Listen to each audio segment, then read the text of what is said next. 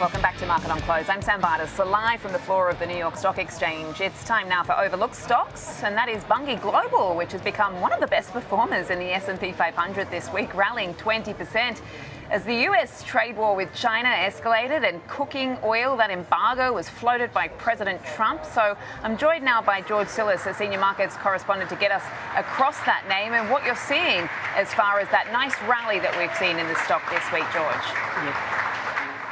Well, first off, it's been a remarkable week, as you mentioned, for Bunge, up at 20% this week, and the company really was sorely in need of a policy catalyst. They seem to have actually procured that this week because earlier this week, the Trump administration declared that China was purportedly not purchasing U.S. soybeans, and what that effectively has done is it's created a depressed soybean price because China seems to have been importing Brazilian soybeans, but at the same time, refined cooking oils are actually one of China's exports back to the United States. And so Trump has declared that that was a talking point, if you will, for negotiations in the most recent tariff talks. And it's been helping Bunge corporations because this is a specialty agribusiness and food company. They essentially purchase raw commodities, they store them, warehouse, and of course, provides brokerage services, transportation, and processing services.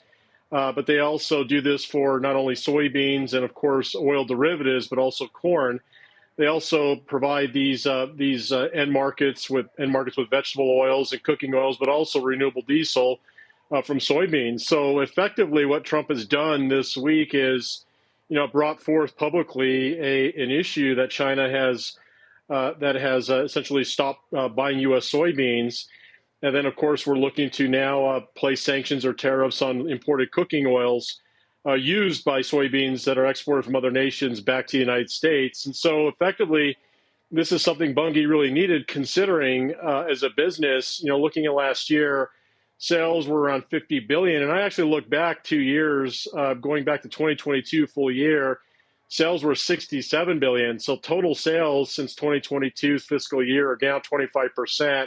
And earnings were down 48%. And that's why the stock had been an underperformer at the very least in the last 3 years, absent the nice move we've seen in the last week. And again, that's going to create a situation, at least from a market standpoint, where prices probably will firm up in soybeans, as well as, again, the profitability profile for Bunge, which, again, compared to just a few years ago, is down. Yeah, it's interesting, isn't it? Because we've certainly been tracking this name, as you mentioned, off the back of what has been a policy catalyst, really caught up in this whole trade war, emerging very much as a beneficiary. But it was interesting that I also noticed, as far as some of the analyst call-outs this week, that it had actually trimmed its profit outlook after the Viterra merger to then what BMO came out and said was something that was going to help drive some of the growth, and is actually one of the big names in their agribusiness coverage now. So there seems to be sort of another story that many investors probably would have been paying attention to if it wasn't for this sort of nice rally that we'd seen otherwise off the back of the whole US-China trade war.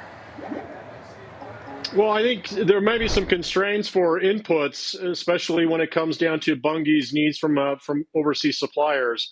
I think the U.S. dollar being weak is also a primary function of what's happened with Bunge, because, again, it's more expensive to export U.S. Product because of the weak dollar.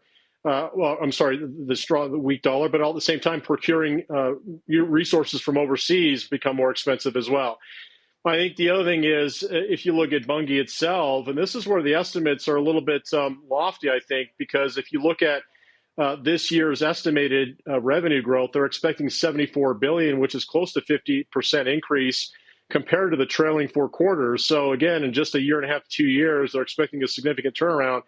And that might be a function of the stronger dollar, but also perhaps a resumption of sales of U.S. soybeans to international counterparties, because they seem to have actually used soybeans as a sticking point to U.S.-based policy. But we also know that farm lobbies and bank lobbies are very powerful in Washington. And it seems like the farm lobby is speaking loud right now to deal with some of the challenges that China has presented to the United States, which includes of course, bypassing U.S. Soybeans for other suppliers internationally, which also include, Asian suppliers, but also suppliers like Brazil. Okay, we'll be watching that. Thank you so much for getting us across that name, Bunge, today, George. Have a great weekend.